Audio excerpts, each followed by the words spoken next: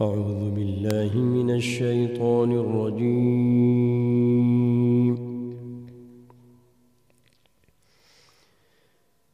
بسم الله الرحمن الرحيم.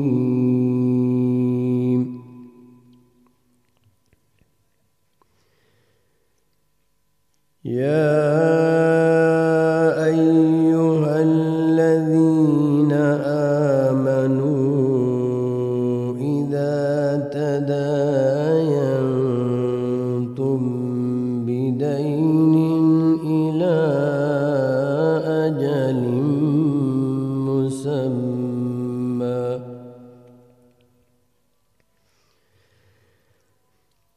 إذا تداينتم بدين إلى أجل مسمى فاكتبوه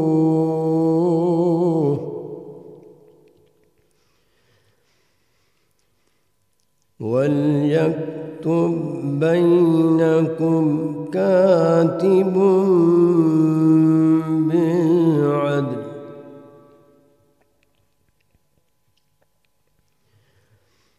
ولا يأب كاتب أن يكتب كما علمه الله فليكتب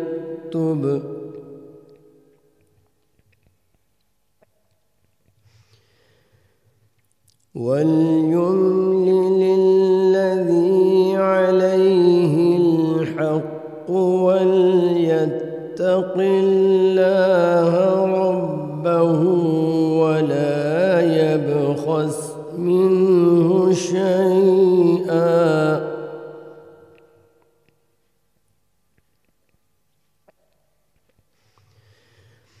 فإن كان الذي عليه الحق سفيها أو ضعيفا أو لا يستطيع أن يمل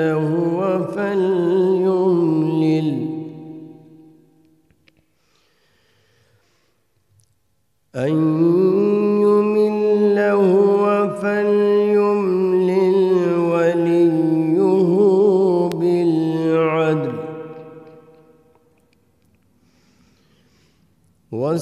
واستشهدوا شهيدين من رجالكم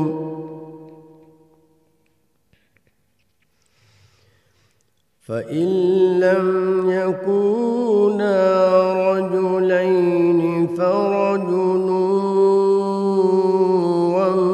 وامرأتان ممن ترضون من الشهداء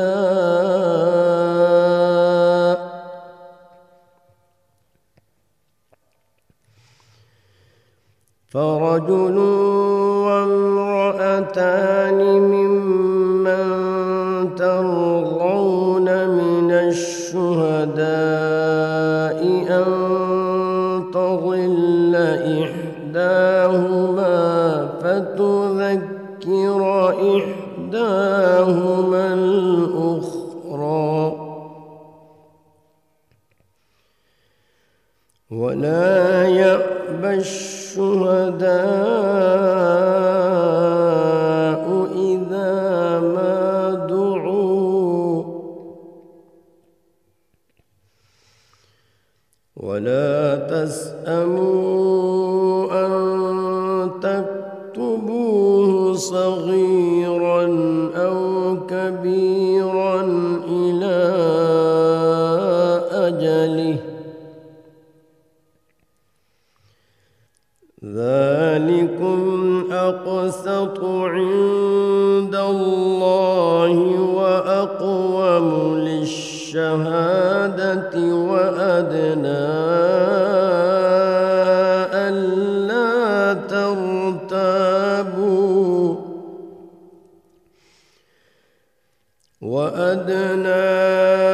ألا ترتابوا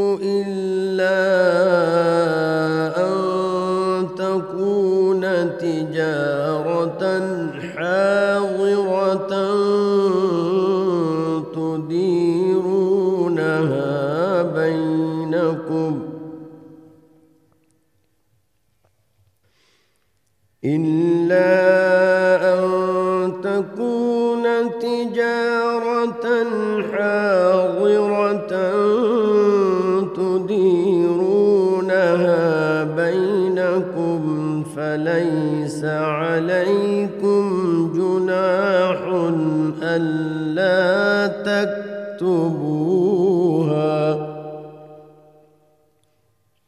وأشهدوا إذا تبايعتم ولا يضار كاتب ولا شهيد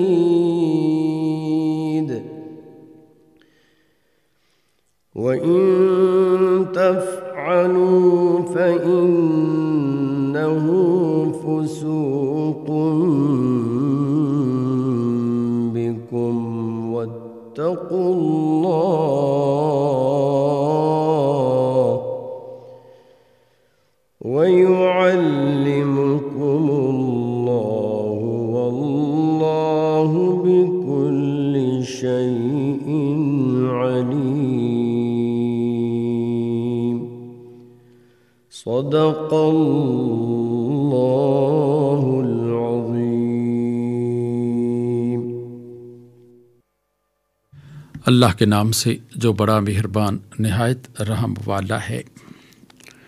مومنو، جب تم آپس میں کسی میعاد معین کے لیے قرض کا معاملہ کرنے لگو تو اس کو لکھ لیا کرو، اور لکھنے والا تم میں کسی کا نقصان نہ کرے بلکہ انصاف سے لکھے، نیز لکھنے والا جیسا اللہ نے اسے سکھایا ہے لکھنے سے انکار بھی نہ کرے اور دستاویز لکھ دے، اور جو شخص قرض لے وہی دستاویز کا مضمون بول کر لکھوائے، اور اللہ سے کہ اس کا مالک ہے خوف کرے، اور زر قرض میں سے کچھ کم نہ لکھوائے، اور اگر قرض لینے والا بے عقل یا ضعیف ہو یا مضمون لکھوانے کی قابلیت نہ رکھتا ہو تو جو اس کا ولی ہو وہ انصاف کے ساتھ مضمون لکھوائے، اور اپنے میں سے 2 مردوں کو ایسے معاملے کے گواہ کر لیا کرو، اور اگر 2 مرد نہ ہو تو 1 مرد اور 2 عورتیں جن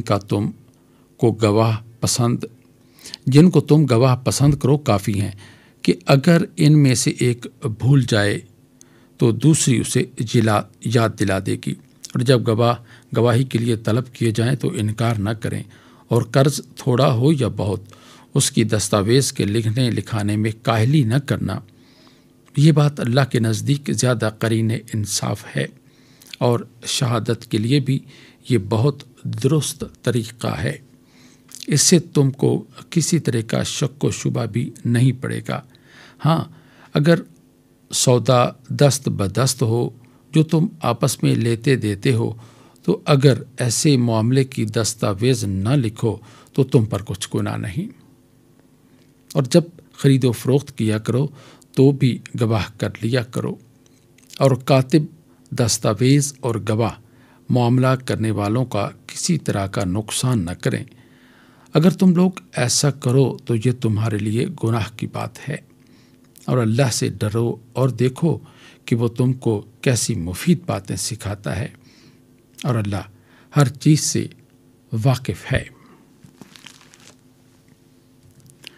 وآخر دعوانا ان الحمد للہ رب العالمین۔ ابھی آپ 3 پارے میں سورہ بقرہ کی آیت کریمہ 282 کی تلاوت اور ترجمہ سننے کی سعادت حاصل کر رہے تھے۔ تلاوت فرما رہے تھے قاری محمد اقبال۔ ہدیہ درود و سلام بحضور نبی کریم صلی اللہ علیہ وآلہ وسلم۔ اللہم صلی علی محمد، اللہم صلی علی محمد وعلی آلہ وصحبہ وسلم۔ اللہم صلی علی محمد اللهم صل على محمد وعلى آله وصحبه وسلم اللهم صل على محمد اللهم صل على محمد وعلى آله وصحبه وسلم اللهم صل على محمد اللهم صل على محمد وعلى آله وصحبه وسلم اللهم صل على محمد اللهم صل على محمد وعلى آله وصحبه وسلم اللهم صل على محمد اللهم صل على محمد وعلى آله وصحبه وسلم اللهم صل على محمد اللهم صل على محمد وعلى آله وصحبه وسلم اللهم صل على محمد اللهم صل على محمد وعلى آله وصحبه وسلم اللهم صل على محمد اللهم صل على محمد وعلى آله وصحبه وسلم.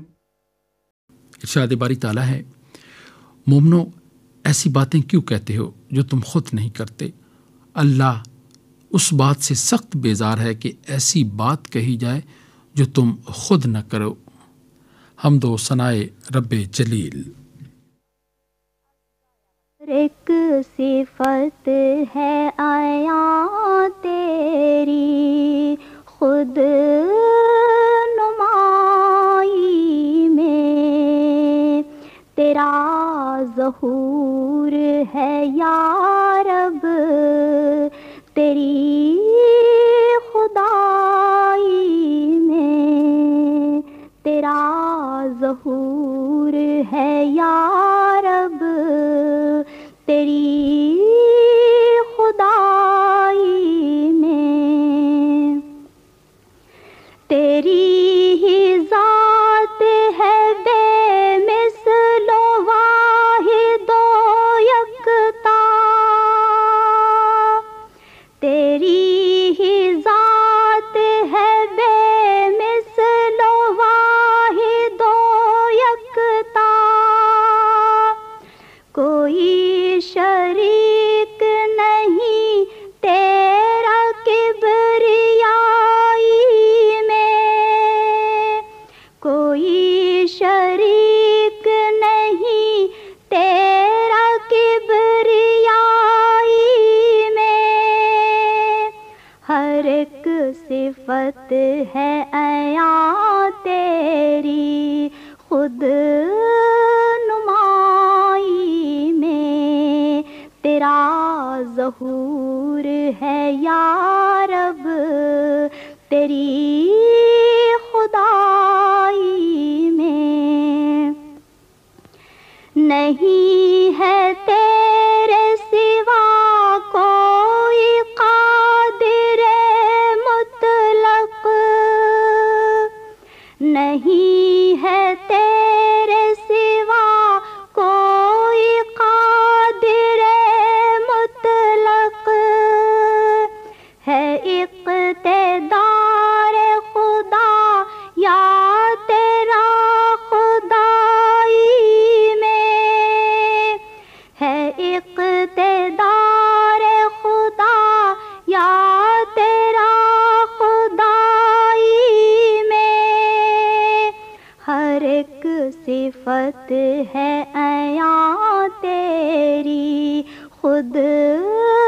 نمائی میں تیرا ظہور ہے یا رب، تیری خدائی میں نجوم و ماہ کو جلووں نے تیرے ذو بخشی،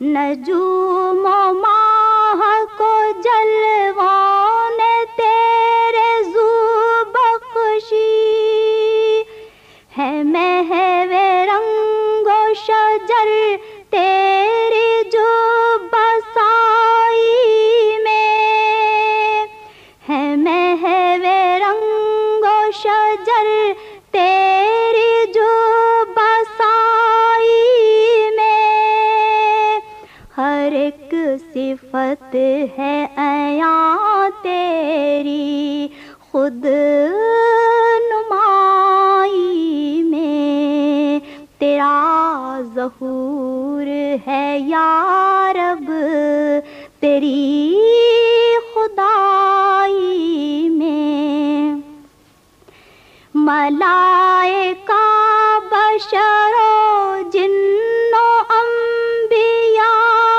رسل، ملائکہ بشر و جن و انبیاء رسل،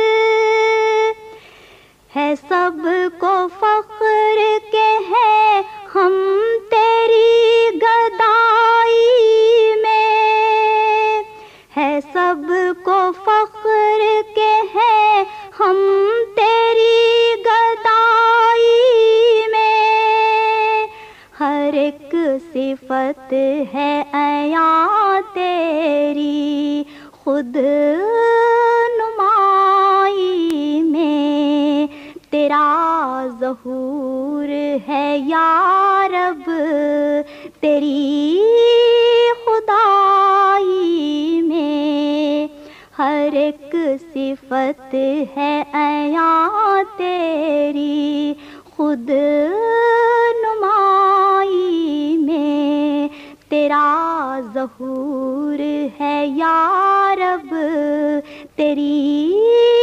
خدائی میں۔ نذرانہ حمد پیش کر رہی تھیں ام حبیبہ۔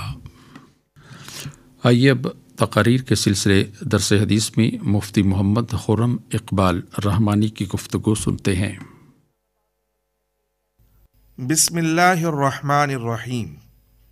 عن عثمان بن عفان رضی اللہ عنہ قال قال رسول اللہ صلی اللہ علیہ وسلم یشفع یوم القیامت ثلاثۃ الانبیاء ثم العلماء ثم الشہداء۔ حضرت عثمان بن عفان رضی اللہ تعالی عنہ سے روایت ہے، رسول اللہ صلی اللہ علیہ وسلم نے فرمایا، قیامت کے دن 3 قسم کے گروہ شفاعت کریں گے، انبیاء، علماء اور شہداء۔ اس حدیث مبارکہ سے جو ہمیں علم حاصل ہوا وہ یہ کہ قیامت کے دن اللہ تعالیٰ کے دربار میں جو شفاعت ہوگی اس کی 2 بڑی قسمیں ہیں۔ ایک تو شفاعت کبریٰ ہے جو احادیث سے ثابت ہے کہ قیامت کے دن لوگ بڑی پریشانی اور مصیبت کے عالم میں ہوں گے اور اللہ تعالیٰ انتہائی جلال میں ہوگا۔ حشر کے میدان میں حساب کتاب شروع ہونے سے پہلے لوگ اس قدر پریشان اور مصیبت میں ہوں گے کہ وہ ایک ایک نبی اور پیغمبر کے پاس جائیں گے اور ان سے درخواست کریں گے کہ اے اللہ کے نبی، آپ اللہ تعالیٰ کی حضور درخواست کریں کہ جلد حساب کتاب شروع ہو اور جس مصیبت اور رنج کے عالم میں ہم ہیں اس سے ہمیں چھٹکارا حاصل ہو۔ آدم علیہ السلام سے لے کر حضرت عیسیٰ علیہ السلام تک تمام انبیاء یہی ارشاد فرمائیں گے کہ اذهبوا الی غیری اذهبوا الی غیری۔ بالآخر وہ تمام لوگ حضور اکرم صلی اللہ علیہ وسلم کے پاس آئیں گے اور جب آپ کی بارگاہ میں سفارش کے لیے عرض کریں گے تو آپ لوگوں سے کہیں گے انا لہا، یعنی میں اللہ تعالیٰ کے دربار میں سفارش کرتا ہوں کہ حساب کتاب شروع ہو۔ پھر حضور اکرم صلی اللہ تعالی علیہ وسلم ایک طویل سجدہ فرمائیں گے اور اللہ تعالیٰ سے دعائیں اور مناجات کریں گے۔ یہ شفاعت کبریٰ ہے۔ دوسری قسم کی شفاعت وہ ہے جو اس حدیث مبارکہ میں بیان کی گئی ہے، یعنی انبیاء بھی شفاعت کریں گے، علماء بھی شفاعت کریں گے اور شہداء بھی شفاعت کریں گے۔ بعض لوگ سرے سے اللہ تعالیٰ کے حضور سفارش یا شفاعت کے منکر ہیں۔ ان کا استدلال یہ ہے کہ اللہ تعالیٰ کے حضور اس کے دربار میں شفاعت عدل اور انصاف کے منافی ہے، لیکن اللہ تعالیٰ کے ہاں شفاعت یا سفارش کی نوعیت ویسی نہیں ہوگی جیسے دنیا کے اندر روز مرہ زندگی میں ہم سفارش کے مفہوم سے آشنا ہیں کہ ظالم اور باغی بھی محض اثر و رسوخ اور سفارش کی وجہ سے سزا سے بچ جاتے ہیں۔ اللہ تعالیٰ کے ہاں شفاعت مذکورہ طبقات کے اعزاز و اکرام کے لیے ہوگی۔ اس حدیث مبارکہ میں 3 طبقات کا ذکر ہے جو روز حشر اللہ تعالیٰ کی بارگاہ میں شفاعت کریں گے۔ ان میں انبیاء ہیں، علماء ہیں اور شہداء ہیں۔ انبیاء کے بعد علماء کا ذکر اس لیے آیا کہ علماء انبیاء کے وارث ہیں۔ جو علوم اور معارف انبیاء دنیا میں چھوڑ کر جاتے ہیں، علماء اس کی حفاظت کرتے ہیں۔ اس کے علاوہ علماء امر بالمعروف اور نہی عن المنکر، یعنی نیکی کا حکم دینا اور برائی سے روکنے کا فریضہ سر انجام دیتے ہیں، جو دراصل انبیاء کا فرض منصبی ہے۔ اس کے بعد شہداء کا ذکر ہے۔ شہداء پر علماء کو مقدم کرنے سے ان کی فضیلت ظاہر ہوئی۔ علماء اصلاح اور دوسروں کی دنیاوی اور اخروی نجات کے لیے کوشاں رہتے ہیں۔ ان کی جد و جہد سے اجتماعی مصالح اور بہت سارے لوگوں کی بھلائی وابستہ ہوتی ہے۔ شہداء بھی اللہ تعالیٰ کی دین کی سربلندی اور حفاظت کے لیے اپنی جانیں اللہ کی راہ میں قربان کرتے ہیں، اور علماء بھی اللہ کی دین کی سربلندی اور اس کی حفاظت کے لیے پوری زندگی کوشاں رہتے ہیں۔ اس لیے اللہ سبحانہ و تعالی علماء کو روز آخرت یہ مقام عطا فرمائے گا کہ وہ اللہ کی بارگاہ میں لوگوں کی سفارش اور شفاعت کا ذریعہ بنیں گے۔ اللہ کریم ہمیں بھی روز آخرت پیارے آقا صلی اللہ علیہ وسلم کی شفاعت کبریٰ میں سے حصہ نصیب فرمائے، آمین۔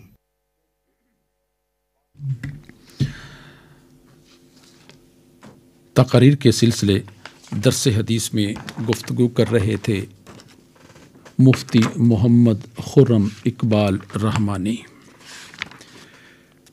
ارشاد نبوی صلی اللہ علیہ وآلہ وسلم ہے، شیطان اس کھانے کو اپنے لیے جائز سمجھتا ہے جس پر اللہ کا نام نہ لیا جائے۔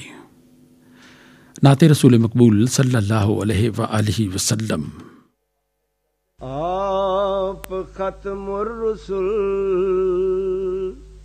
آپ خیر البشر، آپ ختم الرسل، آپ خیر البشر، سیدی مرشدی یا نبی یا نبی۔ بعد حق آپ افضل ہیں المختصر، بعد حق آپ افضل ہیں المختصر، سیدی مرشدی یا نبی یا نبی۔ آپ ہیں وجہ تخلیق ارض و سما، آپ کے زیر سایہ ہیں ہر دو سرا۔ آپ ہیں وجہ تخلیق ارض و سما، آپ کے زیر سایہ ہیں ہر دو سرا۔ آپ محبوب خلاق جن و بشر، آپ محبوب خلاق جن و بشر، سیدی مرشدی یا نبی یا نبی۔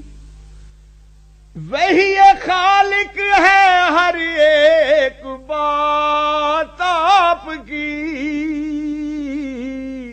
عیب سے ہے مبرہ حیات آپ کی، وہی خالق ہے ہر ایک بات آپ کی، عیب سے ہے مبرہ حیات آپ کی، مقتدر آپ کی ذات والا گوہر، مقتدر آپ کی ذات والا گوہر، سیدی مرشدی یا نبی یا نبی، آپ محشر میں ہیں شافع آسیاں، بالیقین آپ ہیں حامی بے قصاں، آپ محشر میں ہیں شافع آسیاں،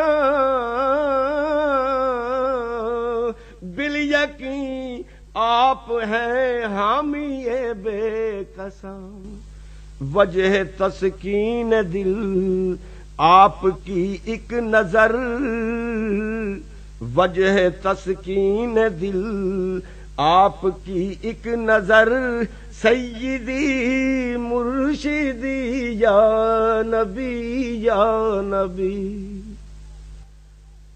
زینت محفل دو سرا آپ ہیں، مظہر نور رب العلا آپ ہیں، زینت محفل دو سرا آپ ہیں، مظہر نور رب العلا آپ ہیں، آپ کے دم سے روشن ہیں شمس و قمر، آپ کے دم سے روشن ہیں شمس و قمر، سیدی مرشدی یا نبی یا نبی، آپ ختم الرسل آپ خیر البشر، سیدی مرشدی یا نبی یا نبی۔ بارگاہ نبوی صلی اللہ علیہ وآلہ وسلم میں ہدیہ عقیدت پیش کر رہے تھے قاری محبوب سلیم، کلام تھا قمر یزدانی کا۔ آئیے اب اعلیٰ اخلاقی اقدار کے سلسلے روشنی میں ڈاکٹر عمر حیات انصاری کی گفتگو سنتے ہیں۔ انسان فطری اور طبعی طور پر سماجی مخلوق ہے، مل جل کر رہنا اس کی فطرت میں ودیت شدہ ہے۔ لوگوں کے اسی مل جل کر رہنے کو انسانی سماج یا معاشرہ کہا جاتا ہے۔ جنگلوں میں رہنا یا رہبانیت اختیار کرنا انسان کے لیے اگر ناممکن نہیں تو کم از کم انتہائی مشکل ضرور ہے، اس لیے کہ رہبانیت کا رجحان خلاف فطرت ہے۔ ایسا کرنے سے معاشرتی زندگی کے حقیقی تقاضے پورے نہیں ہوتے۔ انسان کو چونکہ ایک بہت ہی ذمہ دار مخلوق کی حیثیت سے پیدا کیا گیا جو صرف معاشرے میں رہتے ہوئے ہی برقرار رہ سکتی ہے، اس لیے کہ معاشرہ احساس ذمہ داری اور حقوق و فرائض میں توازن کا تقاضا کرتا ہے، جس سے اجتماعی طور پر معاشرے میں امن اور استحکام کو فروغ ملتا ہے اور تعمیر و ترقی کی راہیں کھلتی ہیں۔ اگر گہری نظر ڈالی جائے اور حقیقت حال پر غور و فکر کیا جائے تو یہ بات نہایت وضاحت سے سامنے آتی ہے کہ انسان کو پیدا کر کے کرۂ ارض پر اتارا ہی اس لیے گیا تھا کہ یہ معاشرہ تشکیل دے اور افراد معاشرہ باہم مل جل کر رہیں، ایک دوسرے کے کام آئیں اور دنیا داری کی گوناگوں مصروفیات اور الجھنوں کے ہوتے ہوئے اپنے اصل مقصد تخلیق کو ترجیحی بنیادوں پر ذہن نشین رکھیں اور اس کے حصول میں کوشاں رہیں۔ قرآن وضاحت وَلَكُمْ فِي الْأَرْضِ مُسْتَقَرٌّ وَمَتَاعٌ إِلَىٰ حِینٍ اس امر پر روشنی ڈالتے ہوئے انسان کو متوجہ کر رہی ہے۔ اللہ کی طرف سے عظیم الشان ہدایت کا موضوع بھی فرد اور معاشرے کی اصلاح و فلاح ہے۔ سب جانتے ہیں کہ معاشرے کی بنیادی اکائی خاندان یعنی عائلی زندگی ہے، جو زوجین کی حیثیت سے مرد و عورت کے ذریعے وجود میں آتی ہے۔ زوجین کے باہمی تعلق کو رشتہ نکاح مضبوط، معتبر اور مقدس بناتا ہے، جس کے نتیجے میں نئی انسانی نسل مرز وجود میں آتی ہے۔ رشتہ نکاح انتہائی نازک اور حساس رشتہ ہے، جس کے تقاضے بھی بہت حساس ہیں۔ گویا یہ کوئی ذرا سی یا معمولی بات نہیں کہ انسان اس کی طرف سے لاپرواہ ہو جائے اور اس سے پہلو تہی کرتے ہوئے اس سے وابستہ ذمہ داریوں سے انحراف کرے۔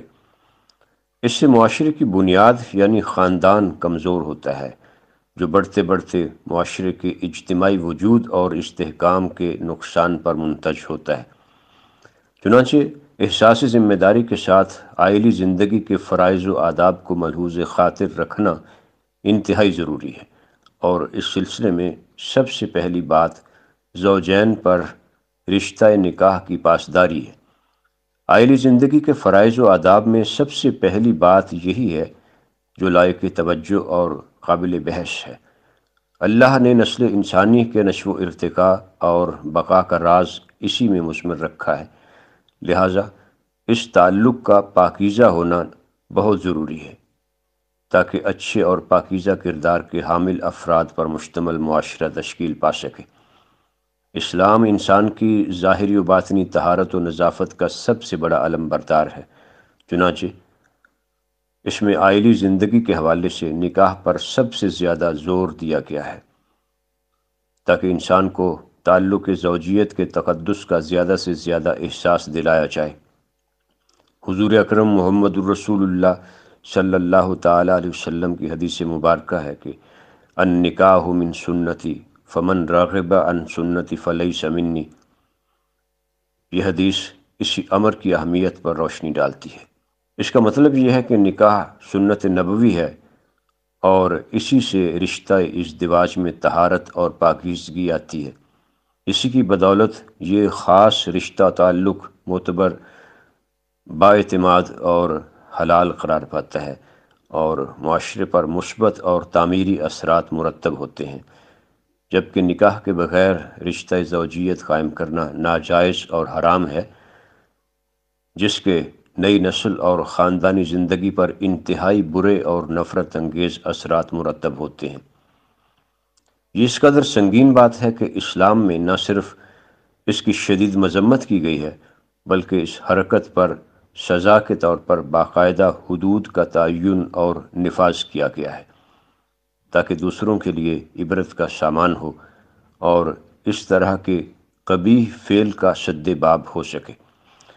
اسلام نے نکاح کو لازم قرار دے کر زوجین کے باہمی حقوق کو قانونی تحفظ فراہم کیا اور بالخصوص بیوی کی حیثیت میں عورت کو قبل از اسلام کے معاشرے نے جس ذلت کے گڑھے میں دھکیلا ہوا تھا، نبوی تعلیمات کی بدولت اس کی عزت اور آبرو بحال ہوئی اور اسے وقار و احترام کے ساتھ انسانی صف میں کھڑا ہونا نصیب ہوا۔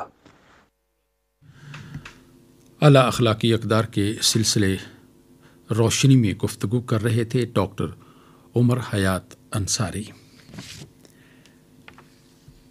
ارشاد نبوی صلی اللہ علیہ وآلہ وسلم ہے، مسلمان وہ ہے جس کی زبان اور ہاتھوں سے دوسرے مسلمان محفوظ رہیں۔ اے ختم خیل انبیاء خیر البشر خیر الورا، ہر ابتدا کی انتہا خیر البشر خیر الورا، اے ختم خیل انبیاء خیر البشر خیر الورا، ہر ابتدا کی انتہا خیر البشر خیر الورا، گنجیدہ لطف عطا خیر البشر خیر الورا گنجیدہ لطف عطا خیر البشر خیر الورا سرچشمہ جود و سخا خیر البشر خیر الورا سرچشمہ جود و سخا خیر البشر خیر الورا مشرق سے مغرب تک ضیاء صلی علی بدر دجا مشرق سے مغرب تک ضیاء صلی علی بدر دجا آرائش صبح و مساء خیر البشر خیر الورا آرائش صبح و مساء خیر البشر خیر الورا فرش زمین سے عرش تک بس ایک قدر مشترک فرش زمین سے عرش تک بس ایک قدر مشترک محبوب ذات کبریا خیر البشر خیر الورا محبوب ذات کبریا خیر البشر خیر الورا قید زمان سے ماورا دارین پر پھیلا ہوا قید زمان سے ماورا دارین پر پھیلا ہوا ایک رحمتوں کا سلسلہ خیر البشر خیر الورا ایک رحمتوں کا سلسلہ خیر البشر خیر الورا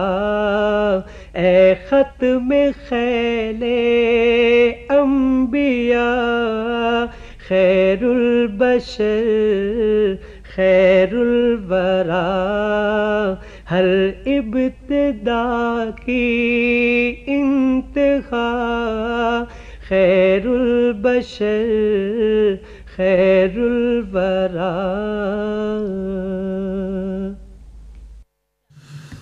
سید سلیم گیلانی کا نعتیہ کلام پیش کر رہے تھے قاری وحید ظفر قاسمی.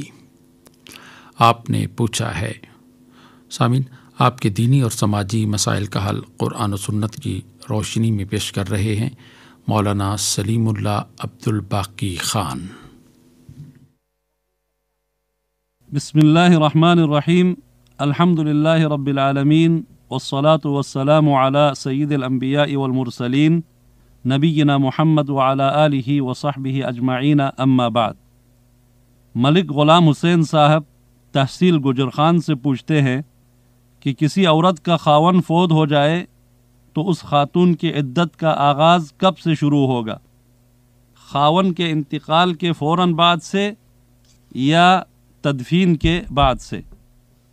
تو جناب ملک غلام حسین صاحب اور باقی معزز سامعین کرام، عدت وفات ہو یا عدت طلاق یا سوگ کے ایام اور اس کی کیفیت، یہ ساری باتیں احکام شریعت اسلامی کی اہم باتیں اور احکامات ہیں. ہمارے ہاں بدقسمتی سے اصل شرعی احکام سے ناواقفیت اور رسوم و رواج کے زیر اثر زیادہ ہونے کی وجہ سے یہ تمام دینی احکام اور شرعی طور طریقے مختلف غلط تصورات اور غیر مستند حوالوں کے ساتھ وابستہ اور پیوستہ ہو چکی ہے۔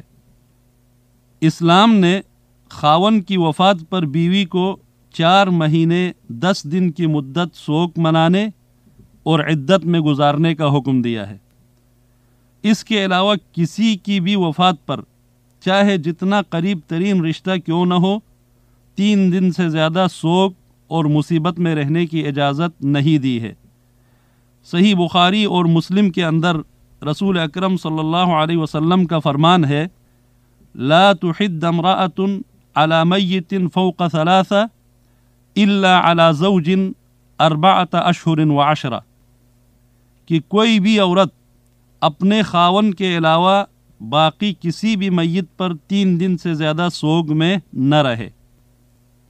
آپ کے سوال کا جواب یہ ہے کہ خاوند کی وفات پر بیوی کی عدت کا آغاز اس دن سے ہی شروع ہوگا جس دن خاوند کا انتقال ہوا ہے، نہ کہ تدفین کے بعد سے۔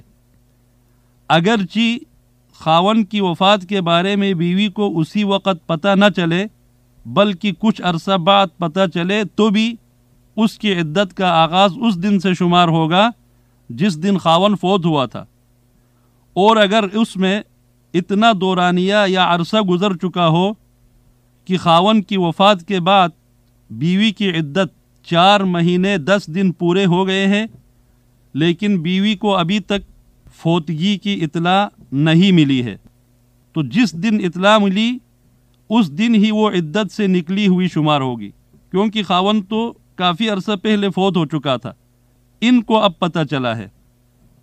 اور وفات والے دن سے عدت شمار کرنے کا یہ حکم اس لیے بھی ہے کہ کبھی کبھی میت کی وفات کے بعد بہت سے دن تدفین سے پہلے گزر جاتے ہیں، جیسے کبھی میت پردیس سے آنے میں کافی دن لگ جاتے ہیں، حادثات میں کسی کے فوت ہونے کی صورت میں تحقیقات سے متعلق ایسے مراحل آتے ہیں کہ فوری طور پر دفنانا نہیں ہوتا، تو یہاں پر شریعت میں معتبر وفات کا دن اور وقت ہے نہ کہ تدفین، لہٰذا تدفین میں اگر کوئی تاخیر ہوئی ہے تو اس کو عدت مؤخر کرنے کا ذریعہ نہیں بننا چاہیے۔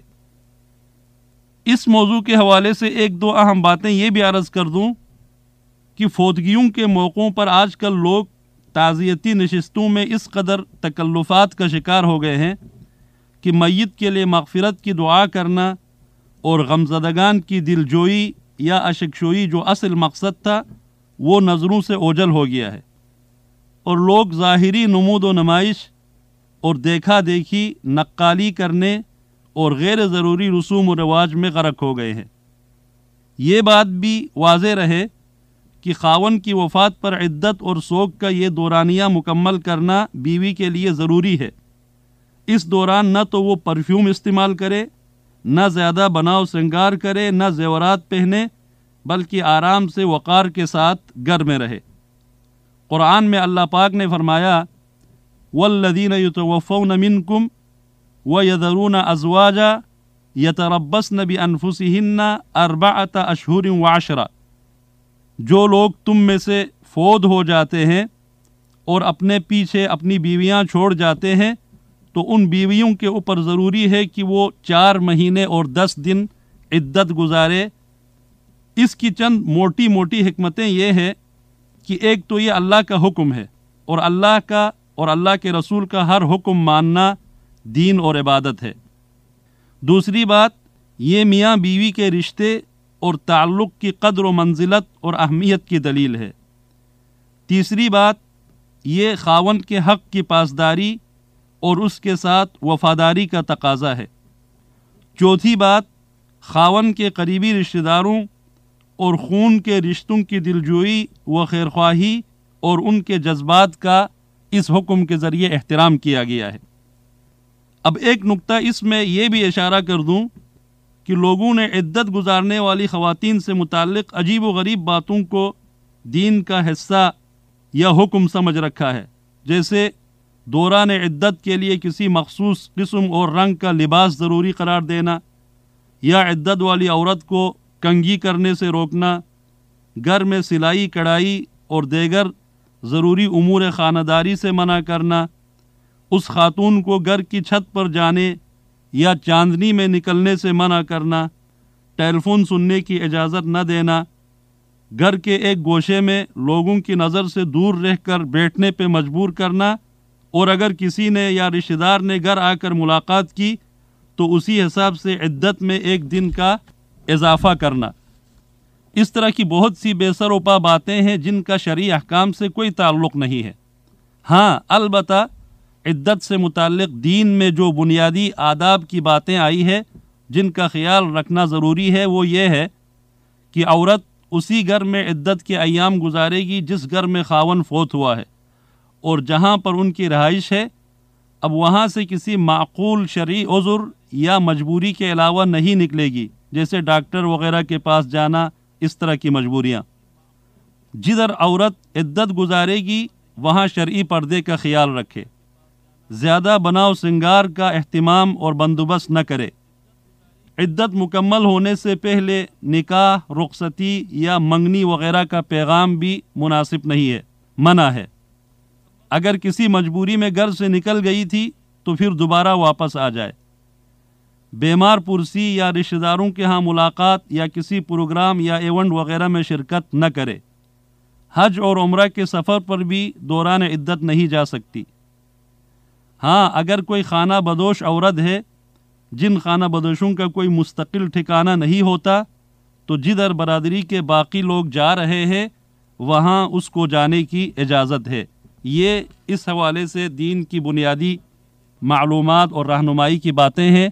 اللہ تبارک و تعالی ہمیں اپنے تمام زندگی کے گوشوں میں دینی احکامات اور ہدایات کی پابندی کرنے کی توفیق عطا فرمائے۔ آپ نے پوچھا ہے، آپ کے دینی اور سماجی مسائل کا حل قرآن و سنت کی روشنی میں پیش کر رہے تھے مولانا سلیم اللہ عبد الباقی خان۔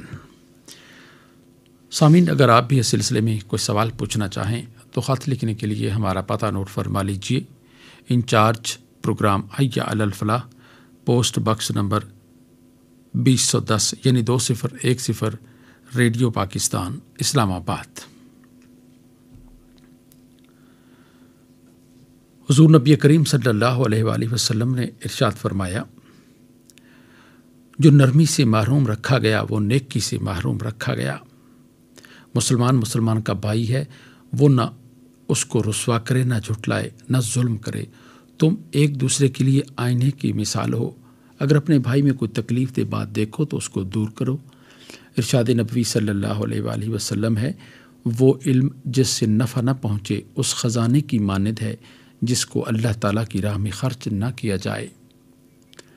حضور نبی کریم صلی اللہ علیہ وآلہ وسلم نے ارشاد فرمایا، جو شخص کسی مومن کی دنیاوی تکلیف دور کرتا ہے تو اللہ تعالیٰ اس کی قیامت کے دن کی تکلیف کو دور کر دیتا ہے۔ جس نے کسی تنگ دست پر آسانی کی، اللہ دنیا و آخرت کے معاملات اس پر آسان فرما دے گا۔ جس نے کسی مسلمان کے عیبوں کو چھپایا تو اللہ تعالیٰ دنیا اور آخرت میں اس کے عیبوں پر پردہ ڈال دے گا۔ اللہ تعالیٰ اس وقت تک بندے کی مدد کرتا رہتا ہے جب تک بندہ اپنے بھائی کی مدد کرتا رہتا ہے۔ نعت رسول مقبول صلی اللہ علیہ وآلہ وسلم۔ خاور حجاز کے رخشندہ آفتاب، اے خاور حجاز کے رخشندہ آفتاب، صبح ازل ہے تیری تجلی سے فیض یاب، چوما ہے قدسیوں نے تیرے آستانے کو،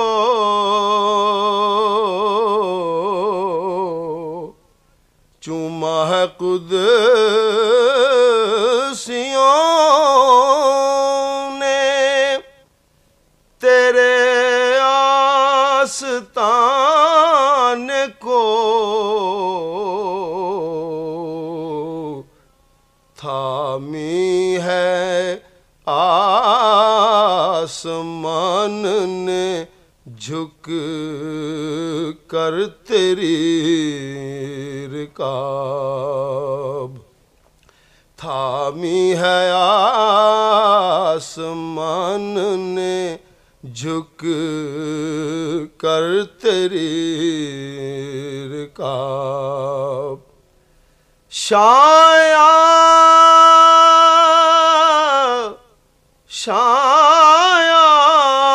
ہے تجھ کو سرور کونین کا لقب، شایع ہے تجھ کو سرور کونین کا لقب، نازاں ہے تجھ پہ رحمت دارین کا خطاب، نازاں ہے تجھ پہ رحمت دارین کا خطاب، برسا ہے شرق و غرب پہ ابر کرم تیرا، برسا ہے شرق و غرب پہ ابر کرم تیرا، آدم کی نسل پر تیرے احسان ہیں بے حساب، شایع ہے تجھ کو سرور کونین کا لقب، نازاں ہے تجھ پہ رحمت دارین کا خطاب،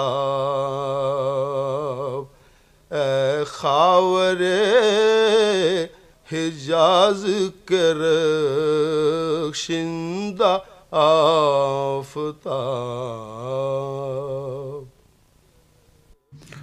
مولانا ظفر علی خان کا نعتیہ کلام پیش کر رہے تھے محمد اعظم چشتی۔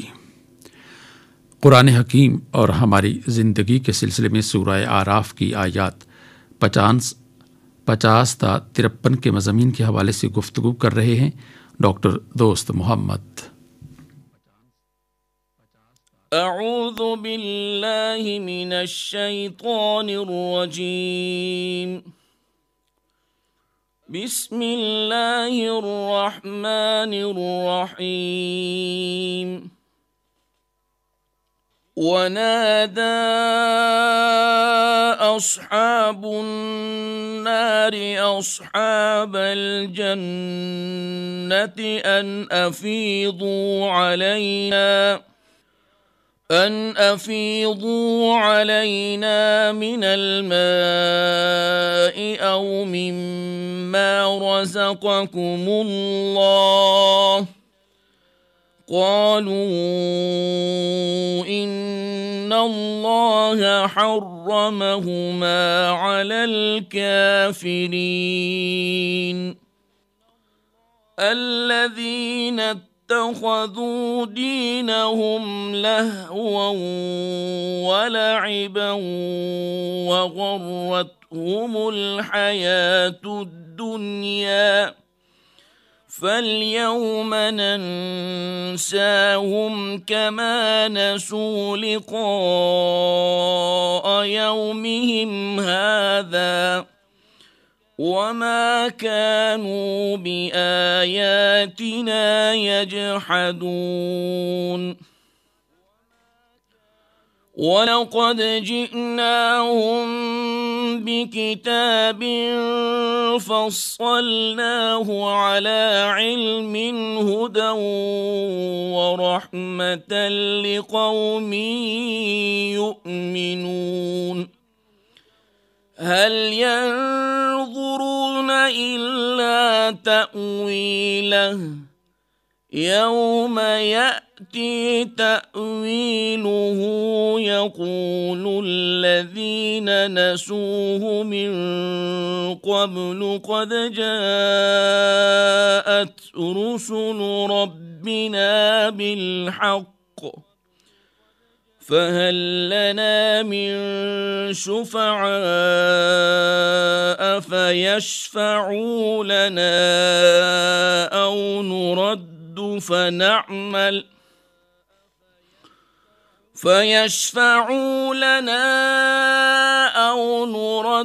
فنعمل غير الذي كنا نعمل قد خسروا أنفسهم وضل عنهم ما كانوا يفترون صدق الله العظیم۔ ترجمہ۔ اور دوزخ والے جنت والوں کو آواز دیں گے کہ ہمارے اوپر کچھ پانی بہا دو یا ان نعمتوں میں سے جو اللہ نے تمہیں دی ہیں کچھ ہمیں بھی دو۔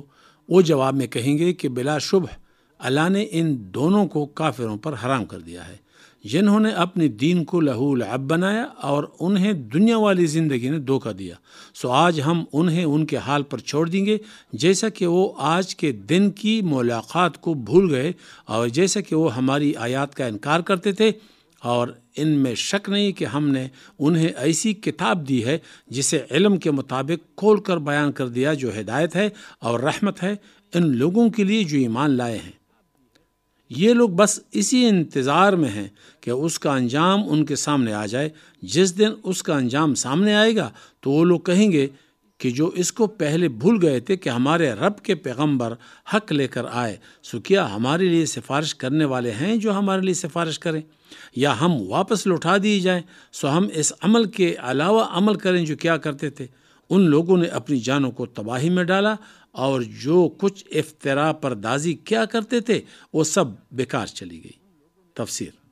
اہل جنت اور اہل اعراف جو دوزخیوں سے خطاب کریں گے، گزشتہ آیات کریمہ میں اس کا تذکرہ فرمایا۔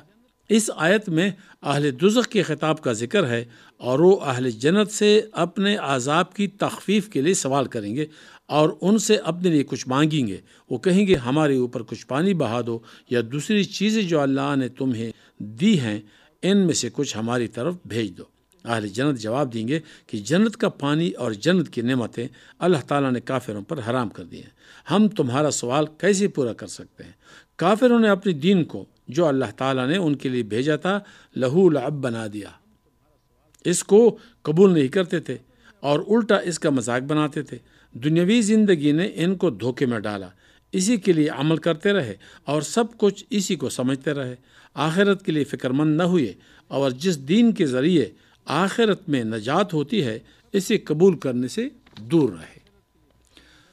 اللہ تعالیٰ کا ارشاد ہو گیا کہ آج ہم انہیں بھلا دیں گے، یعنی ان کے ساتھ ایسا برتاؤ کریں گے جو ایسے لوگوں کے ساتھ کیا جاتا ہے جن کے ساتھ رحمت کے ساتھ بالکل توجہ نہ کی جائے اور جنہیں ان کے حال پر چھوڑ دیا جائے، چونکہ انہوں نے آج کے دن یعنی یوم قیامت کو بلا دیا تھا اور ہماری آیات کا انکار کرتے تھے، اس لیے ان پر بالکل رحم نہ کیا جائے گا اور ان کی کوئی درخواست قبول نہ کی جائے گی اور ان کو دوزخ ہی میں ہمیشہ کے لیے چھوڑ دیا جائے گا۔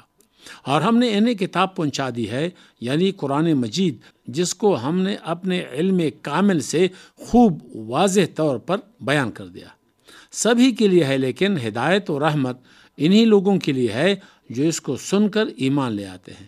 قرآن مجید میں مومن بندوں کے لیے ثواب بتایا ہے، ان کو بشارتیں دی ہیں اور اہل کفر کو عذاب سے ڈرایا ہے، اور یوم قیامت ان کو جو عذاب ہوگا اس کی وعیدیں سنائی ہیں۔ مومنین کے حق میں قرآن مجید کے بتائی ہوئی اعمال خیر کا نتیجہ ہوگا کہ وہ قیامت کے دن نجات پائیں گے اور جنت میں جائیں گے، اور کافروں کو جو قرآن مجید نے وعیدیں سنائی ہیں وہ ان وعیدوں کے مطابق اپنا انجام دیکھ لیں گے۔ اسی عاقبت اور انجام کو لفظ تعویل سے تعبیر فرمایا، مطلب یہ ہے کہ یہ لوگ ایمان نہیں لاتے اور دعوت حق قبول نہیں کرتے۔ ان کی حالت سے یہ ظاہر ہوتا ہے کہ ان لوگوں کو بس یہی انتظار ہے کہ قرآن نے کافروں کے بارے میں جو وعیدیں بتائی ہیں، یعنی عذاب کی خبریں دی ہیں، ان کے مطابق عذاب آ جائے۔ جب عذاب میں مبتلا ہوں گے تو وہ لوگ جو قرآن کی دعوت بھولے ہوئے تھے اور ایمان سے منحرف تھے، یوں کہیں گے کہ واقعی ہمارے رب کے پیغمبر ہمارے پاس حق لے کر آئے تھے، دنیا میں ہم نے قبول نہیں کیا، جس کی وجہ سے یہاں عذاب میں مبتلا ہوئے۔ اب عذاب سے نکلنے کی ایک صورت تو یہ ہے کہ ہماری کوئی سفارش کر دے جس کی سفارش قبول ہو جائے اور ہم عذاب سے بچ جائیں، اور دوسری صورت یہ ہے کہ ہم دنیا میں واپس بھیج دیے جائیں اور اب وہاں جا کر ان کاموں کے علاوہ دوسرے کام کریں جو گزشتہ زندگی میں کیا کرتے تھے، یعنی کفر اور شرک کے عقائد اور اعمال سے پرہیز کریں اور ایمان و ایمانیات میں مشغول ہوں۔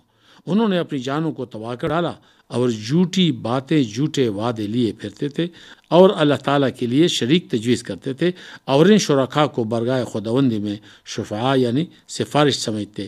یہ سب غائب ہو جائے گا اور اس کا باطل ہونا ظاہر ہو گیا۔ اللہ تعالیٰ سے دعا ہے کہ وہ ہمیں قرآن پاک پر عمل کرنے کی توفیق عطا فرمائے۔ وآخر دعوانا ان الحمدللہ رب العالمین۔ قرآن حکیم اور ہماری زندگی کے سلسلے میں سورہ اعراف کی آیات 50 تا 53 کے مضامین کے حوالے سے گفتگو کر رہے تھے ڈاکٹر دوست محمد۔ ہدیہ درود و سلام بحضور نبی کریم صلی اللہ علیہ وآلہ وسلم۔ اللہم صلی علی محمد، اللہم صلی علی محمد وعلی آلہ وصحبہ وسلم۔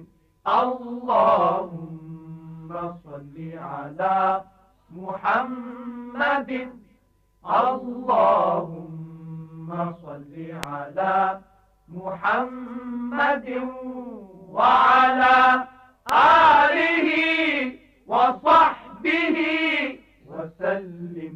اللہم صلی علی محمد، اللہم صلی علی محمد وعلی آلہ وصحبہ وسلم۔ اللہم صلی علی محمد، اللہم صلی علی محمد وعلی آلہ وصحبہ وسلم۔ حضور نبی کریم صلی اللہ علیہ وآلہ وسلم کی بارگاہ اقدس میں ہدیہ درود و سلام پیش کیا گیا۔ آئیے اب پروگرام کے ان اختتامی لمحات میں اللہ تعالیٰ کے حضور دعا کے لیے ہاتھ پھیلائیں۔ بسم اللہ الرحمن الرحیم۔ اے اللہ، اے ہمارے پروردگار، تو غنی ہے اور ہم سب فقیر و محتاج ہے، تو قوی ہے اور ہم سب کمزور و ضعیف ہے۔ ہمیں اپنے فضل سے نواز اور اپنے سوا سب سے بے نیاز کر دے۔ اے اللہ، ہم تجھ سے ہدایت اور تقوی کے طالب ہیں، ہمیں عفت و استغنا کی دولت عطا فرما۔ اے اللہ، ہمارا دین و ایمان سنوار دے اور اسلام اور قرآن کے ساتھ ہمارا تعلق مضبوط کر دے کہ اسی میں ہمارا بچاؤ ہے۔ ہماری دنیا سنوار دے کہ اس میں ہماری زندگانی ہے اور ہماری آخرت بنا دے جہاں ہم نے جانا ہے۔ اے اللہ، زندگی کو ہمارے لیے ہر نیکی اور بلائی میں اضافے کا ذریعہ بنا اور موت کو ہمارے لیے ہر برائی سے راحت پانے کا سبب بنا۔ اے اللہ ہمیں معاشرے کے لیے مفید فرد بننے کی توفیق عطا فرما، ہمارے وطن عزیز کو امن و سکون کا گہوارہ بنا، اسے ترقی و خوشحالی کی راہ پر گامزن کر دے، اور ہم سب کو اس کی مخلصانہ خدمت کی توفیق عطا فرما۔ آمین ثم آمین یا ارحم الراحمین۔